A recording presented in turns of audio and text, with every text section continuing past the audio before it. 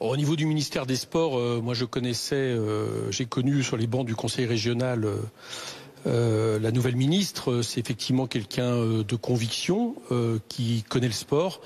Malheureusement, comme ça a été dit, ça ne va pas transformer le budget de son ministère, qui est un parent pauvre toujours plus important du budget. Le mouvement sportif français, qui en faisait sa singularité, est sans arrêt attaqué par les budgets de restriction, ce qui est évidemment contradictoire avec le fait en même temps de vouloir accueillir les Jeux. Donc je crois que ça ne changera pas grand-chose. Sur Monsieur de Rugy, bon, très franchement, déjà je ne vais pas le regretter comme président de l'Assemblée, je vous le dis franchement, parce que j'estime qu'il était très politico-rigide et qu'il était finalement la courroie de transmission de M. Macron à l'Assemblée, y compris, je trouve, ne défendant pas suffisamment l'institution, les parlementaires, le droit des parlementaires. Bon, ça c'est une chose. Et puis surtout, ma réflexion, c'est que je m'étais dit, ça va être le plus opportuniste des personnalités venues de l'écologie. Je crois que j'ai eu raison, parce que je dois me rappeler que M. de Rugy, c'est moins 4% aux primaires socialistes, s'assurant de faire campagne pour le candidat gagnant de ces primaires, et finalement il fait campagne pour Macron.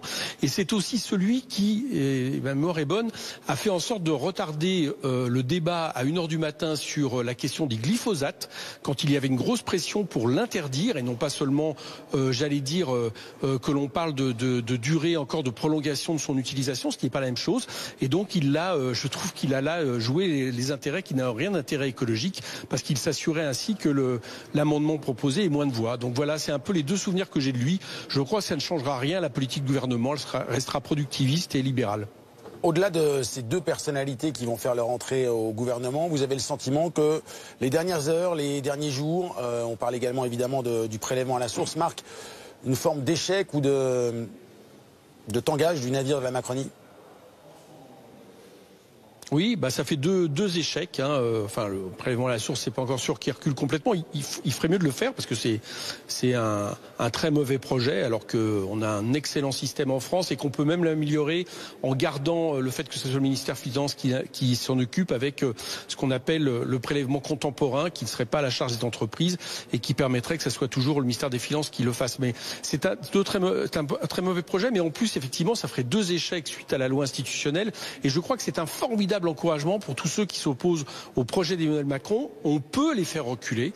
Bon, évidemment, c'est important avant une année où on va avoir la question des retraites, où on va avoir beaucoup de mesures libérales qui vont encore être proposées par le gouvernement. On peut les faire reculer. Voilà, je crois qu'il y a une espèce de spirale de l'échec qui commence pour Emmanuel Macron. Et j'allais dire que le moins qu'on puisse dire, c'est que son gouvernement, les nouvelles nominations, notamment celle surtout de M. François de Rugy, on va plutôt vers le moins bon. Et la moindre qualité par rapport à Nicolas Hulot. Donc là, ça montre aussi, je pense qu'il est plutôt au début de ses problèmes qu'à la fin de ses problèmes, Monsieur Macron. Merci beaucoup Éric Coquerel pour avoir été avec nous.